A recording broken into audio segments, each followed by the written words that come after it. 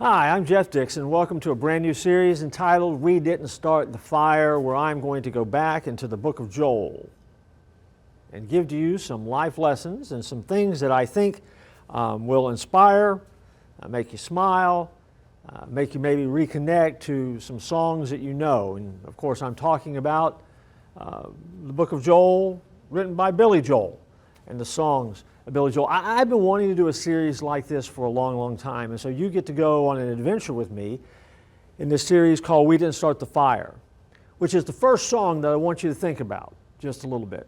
We Didn't Start the Fire, you might be familiar with. I'm talking about that song that is that wildly mystifying 1989 hit that is a history lesson on steroids, as Billy Joel takes us through history in a rapid-fire way.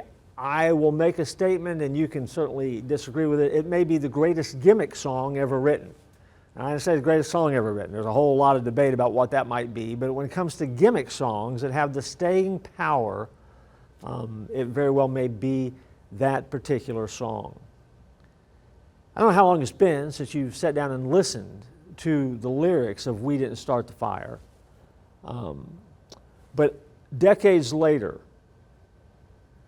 it provokes the question about how in the world did this song get made? I mean, is Billy Joel rapping? Somehow in the song he manages to rhyme Malcolm X with British politician sex. He also pronounces Berlin with an accent on the first syllable. Or is he just doing that to stretch out the syntax of the song? And what's up with that unbridled passion he summons as he growls, trouble in the sewers? I mean, all of that's in that song somewhere, which as a gimmicky song creates a bit of a masterpiece. So the real question is, how did this song get made? Well, for Billy Joel, he wrote it as he was getting around that time of his 40th birthday. He was feeling a little bit nostalgic, maybe starting to feel a little bit old.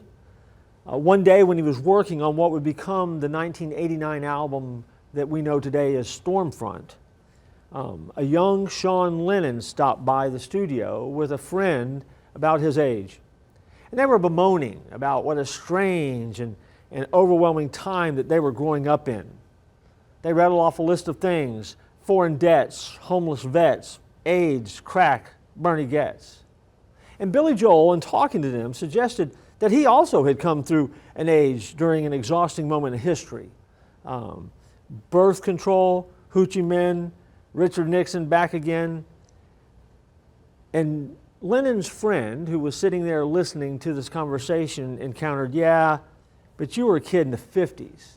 And everybody knows that nothing happened in the 50s. In that conversation, Billy Joel looked back and he said, well, did you ever hear about the Korean War or the Suez Canal crisis? And as the youngsters left, Billy Joel began to realize that there was a lot of history they didn't know. And so he picked up a pencil, a piece of paper, and he had been jotting down things from each era of history that came back to his mind.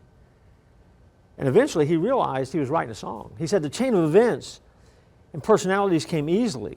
They just came out of my memory as fast as I could scribble them down. But then he also, as he recorded the song, managed to do something else. Because he somehow captures a generational deja vu type of thing where we think back over the things that we've seen over the course of our lifetime.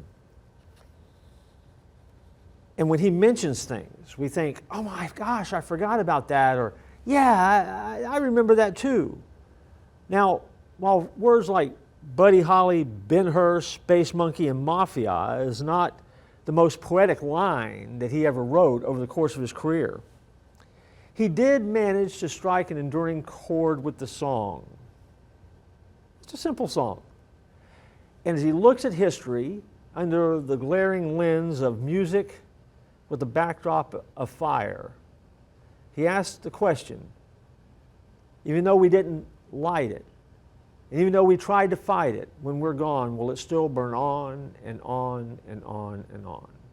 If you think about it, the era of history that we are currently living in to many, seems like the worst era ever, until you go back and look at other things that have happened over the course of history, and we realize that history is like an all-consuming fire that just keeps burning and burning. And we're always pushing back against it. We're always trying to fight it. But the real question, the sticking question that he asked at the end of the run is, when we're gone, will what we have done made a difference? It's a big deal.